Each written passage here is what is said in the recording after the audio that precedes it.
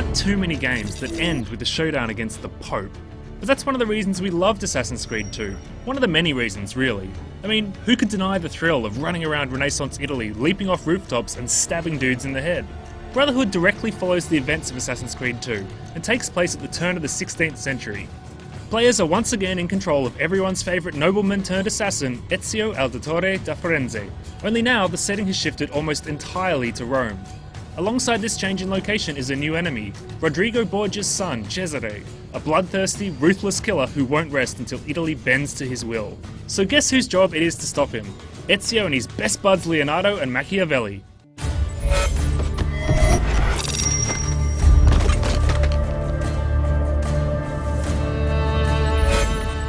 Rome is an impressive spectacle. 3 times the size of AC2's Florence, it's massive, sprawling and varied. From dense urban areas with reactive crowds to imposing citadels, ancient ruins and, of course, familiar landmarks like the Colosseum. Players concerned that there wouldn't be much meat on the Brotherhood bone can rest easy. This is a big game. We're talking as much content as Assassin's Creed 2, if not more.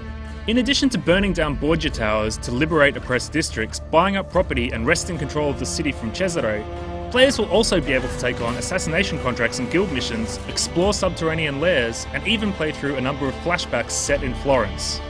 As per the title Brotherhood, you can also recruit apprentice assassins who can then be sent out on missions to gain XP and level up. There are also standalone missions for Leonardo in which Ezio must destroy the plans and prototypes for a number of war machines. These aren't great, but at least add some variety, while the virtual training modules let players hone their running and killing skills and are a solid inclusion.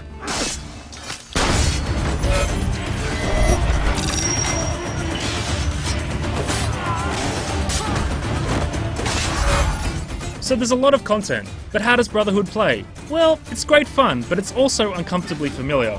Simply put, the changes that have been made don't add a great deal to the core gameplay, leaving an experience that's basically Assassin's Creed 2.5. In fact, the biggest gameplay changes, the Assassin's Guild, the tweaks to combat, and the ability to ride your horse anywhere in the city, largely just blend in with existing mechanics. For instance, while your assassin recruits are useful, Ezio already has the ability to hire thieves, mercenaries or courtesans to distract or kill his opponents.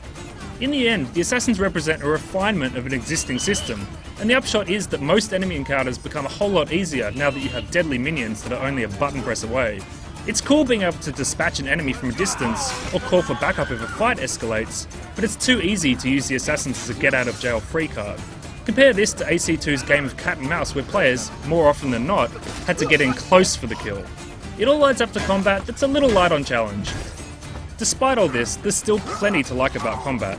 The assassinations from on high, the wealth of brutal combat animations, and the sub-weapon system that lets Ezio do things like finish off a sword kill with a gun blast in the face. The ability to ride horses anywhere in the city also has major upsides, not least of which is leaping from your horse straight into a kill.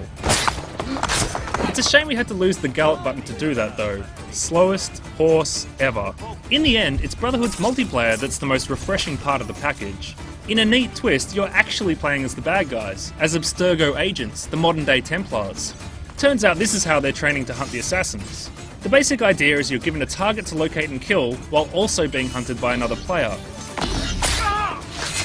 The games take place in bustling locations full of NPCs however, so it's entirely possible for your target to blend in with the crowd. It's an interesting take on multiplayer that turns the usual adversarial fragfest on its head.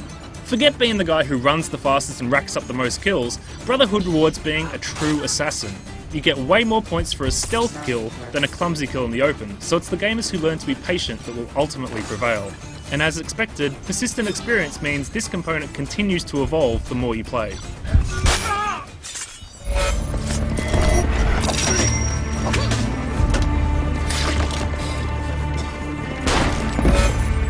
Overall, Brotherhood's more of an enjoyable diversion than a crucial sequel.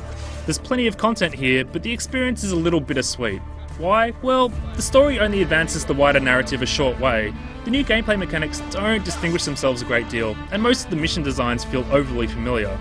That said, for fans of Assassins 2 who crave more Ezio action and want to get stuck into some cool multiplayer, this is well worth checking out. For more on Brotherhood, head on over to IGN.com.